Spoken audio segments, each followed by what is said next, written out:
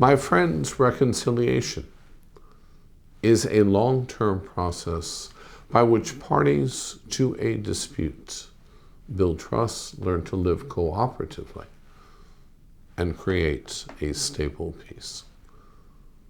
It's a process of coexistence, building confidence, and developing empathy. It can happen at the individual level, the community level, and the national level. In the biblical narrative, Jacob and Esau struggle with each other even in their mother's womb. They have a troubled childhood. They fight over the birthright. Jacob tricks Esau. Esau gets angry, and Jacob runs away to Haran for an extended period of time.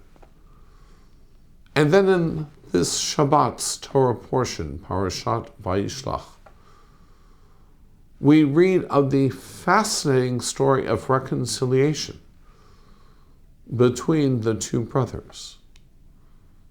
Because of the bad blood between them, Jacob sends a message of greetings to Esau, and his messengers return with the news that Esau is coming to meet him with a contingent of 400 men, a number elsewhere in the Torah associated with a fighting force.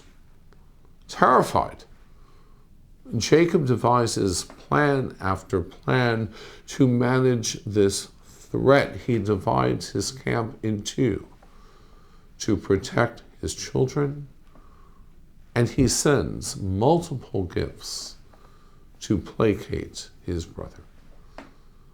Jacob is not convinced that such reconciliation is possible or that it will take place. The moment of the encounter arrives when both Jacob and Esau embrace and weep together. In the Torah scroll, the Hebrew word for he kissed him, vayishakehu, is marked with 4 asterisks on the parchment. Rabbinic commentators offer various interpretations of this puzzling feature. Was Esau's kiss genuine? Was his purpose in meeting his estranged brother to repair their relationship? Was this an authentic moment of brotherhood? This past Sunday, I participated in a real moment of brotherly reconciliation. I had the honor and privilege to join Israeli President Isaac Herzog on his historic visit to Bahrain, the first by an Israeli head of state to the kingdom, another significant step between Israel and Bahrain since the signing of the Abraham Accords in 2020. At the Royal Palace and subsequent meetings, His Majesty and the Crown Prince discussed with President Herzog ways to expand the bilateral relationship, particularly the importance of upgrading economic ties between the two countries. This reconciliation between Bahrain and Israel is genuine, pure, and authentic. And speaking from a Bahrainian perspective, it is all a testament to the leadership and courage of His Majesty King Hamad. In December 2011, 11 years ago, I was the first rabbi to be invited to the Royal Palace to meet with the King.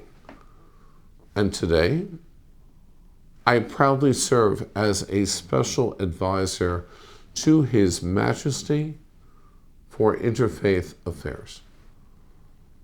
And over the course of this journey, it was His Majesty who in 2015 led the other 5 nations of the Gulf to designate Hezbollah as a terrorist organization.